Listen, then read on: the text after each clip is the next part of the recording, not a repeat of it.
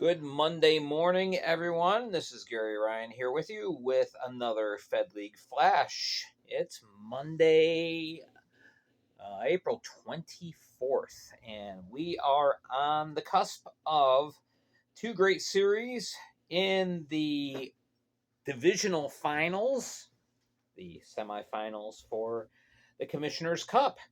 So we're going to preview those and going to look at things as they stand. Going to crunch some different kinds of numbers, basically reflective upon how teams and players are doing in the playoffs currently. All right, so the first series that's going to begin Friday night is going to be the Danbury Hat Tricks, regular season champs, taking on the Binghamton Black Bears. And game one is going to be 7 o'clock Friday at the Visions Veterans Memorial Arena. As we look at the history between these two teams, the game as far as games played against each other, just head to head. This year, the teams only played each other 6 times, which I was a little surprised by that the schedule was made up that way. But anyway, Danbury ended up winning the series with a 3-2-1 record, pulling in 12 out of a possible 18 points. Goals scored for each team. It was Danbury with the edge, 24 goals to 19. So, these teams played each other pretty close. Didn't start off that way. The first 3 games, Danbury just completely dominated. And then Binghamton got much better as they went on. Shots on goal in the 6 games. Danbury holds the edge 228 to 202. Now, an interesting thing to consider with the series, a lot of the goals that were scored head to head by Danbury, those players are no longer with the team. You got players like Justin Dussault, Luke Richards, Tristan Mock, either traded or not playing right now. So, of the current roster, the leading scorer for the Hat Tricks head to head is Dmitry Kuznetsov. Scored 2 goals. 7 other players scored 1 goal. So that accounts for 9 goals out of the 24. So 15 goals are missing. 8 of those, correct me. 9 of those goals were by Destin Dussault, again, no longer with the team. On Binghamton, Gavin Yates, he played part of the first game, got knocked out, missed the next 2. So in the final 3 games, Gavin Yates scored 3 goals for Binghamton. Austin Thompson chipped in 3, and Mathieu Boilard from the blue line chipped in 2. Southern other players had a goal in the head-to-head matches. These two teams really can be intertwined with each other with the word momentum. You want to talk about the ultimate momentum. Danbury has won 20 of their last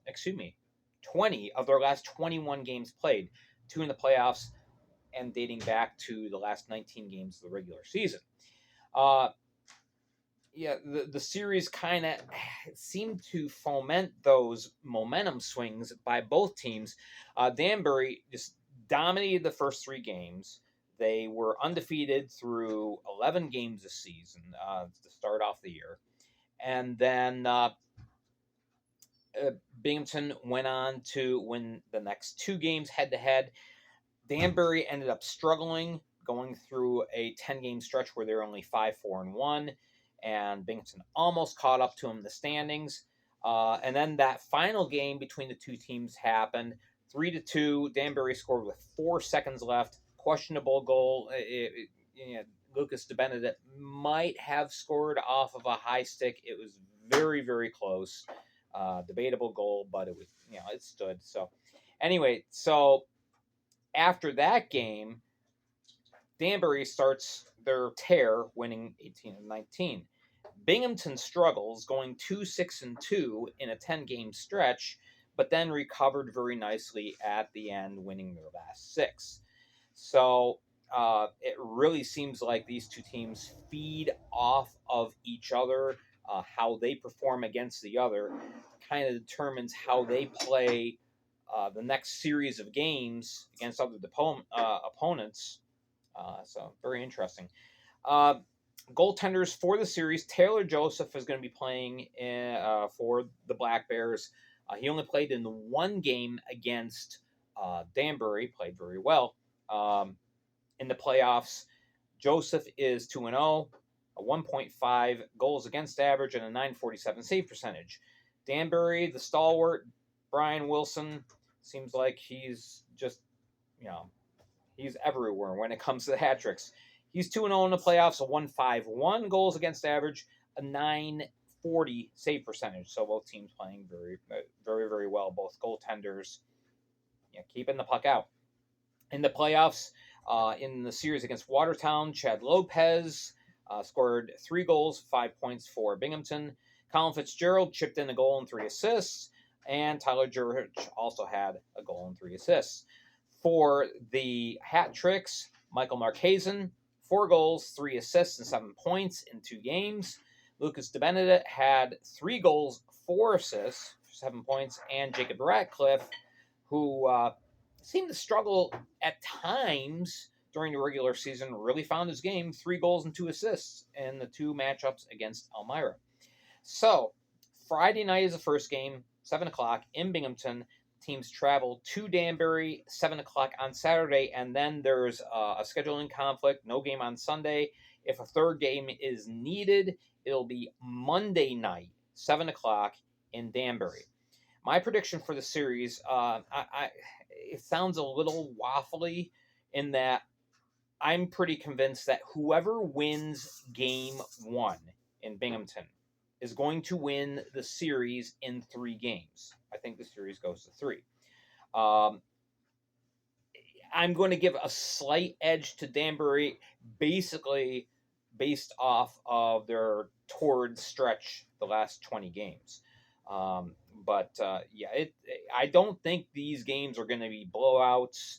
I don't think that it's going to be it's going to be a little closely contested. So we'll see how that goes. All right, Carolina taking on the Columbus River Dragons in the Continental Division Finals. And between these two teams, again, it was kind of a story of 2 seasons. Columbus got off to a fantastic start. Carolina struggled in their first 20. But then, head to head, Carolina had Columbus's number. They went 6-1-3, gaining 20 out of a possible 30 points in the 10 games played. Goals scored between the two teams, Carolina with a decided edge, 43-31, and shots on goal, a decided advantage for Columbus. 406 shots on goal in 10 games. Carolina had 322. Now, as we look at scorers for each side during their head-to-head matchups, you had Keplinger with 7 goals for Carolina. You had Ford with 6. Jacob Schnapp with 5. He had, 11 goals all season, and 5 of them came against Columbus. You had Yuri Paskuka. He scored 5 goals. 13 different goal scorers for the Thunderbirds, 12 of who are still currently with the team. For Columbus, Jacob Kelly led the way with 4 goals. Also, Alex Storjahan had 4 goals, and then 5 different players had 2 goals each. They had 17 different goal scorers, 15 of whom are still on the current roster for the River Dragons. Again, great momentum. Carolina went 28-6-2 in their final 36 games this year to overtake Columbus in the standings. At one point, Columbus was up by 15 points in the standings, and final night of the season, Carolina took that first place away. In goal, Boris Babic, great year this year, 16-6-3, a 3.18 goals against average, a 911 save percentage. Mario Cavalier I'm not sure if he's going to be able to come back. He's still battling the injury. So Babick will probably be the starter for the Carolina Thunderbirds. Brendan Colgan in goal. Those impressive 7 shutouts over the year. He was 22-6-3, a 225 goals against, a 922 save percentage, but he struggled at times against Carolina. So in the playoffs so far in the opening series for Carolina, Yuri Paskuka had a goal and 4 assists for 5 points. Gus Ford, no goals, but he had 5 assists. And Peter Patanchik, he had 4 goals to lead all goal scorers for the Thunderbirds against the Port Huron Prowlers. And then when we look at Columbus, Alex Sturgeon had 4 goals, 4 points. Jacob Kelly, a goal and 2 assists for 3 points. And Lane King also contributed 3 points as the River Dragons knocked off the Rockers. So this series is Friday night in Columbus, 7:30, and then Saturday 6:05 for Game 2 in Carolina. If Game 3 is necessary, which I think it will be, that will be 4:05 on Sunday, also in Carolina. My prediction for this series, yes, again, going to 3. So we have both series in 3, but I think Carolina is going to pull it off. So if that holds true, this is what we look like. Potential matchup for the finals between Carolina and Danbury, 2 of the hottest teams in the Fed for not just a short little stretch. Both teams had phenomenal second halves to the year. So that's the way I'm looking at it at this time. All right, so that is it for the preview of the upcoming series. We will see how it turns out. Remember, next couple of days, we're not going to have anything here on YouTube. It's going to be Spotify reports. If there is news worthy to report, I kind of anticipate that it's going to be a quiet week. We are still waiting to hear official word from Charlie Pens and Lou Santini about the status of the Delaware Thunderbirds. They've been awfully quiet since they were basically forced to vacate the Fairgrounds Ice Complex. So we will see what we find out with them. And again, if we get some news, we will be sure to report it.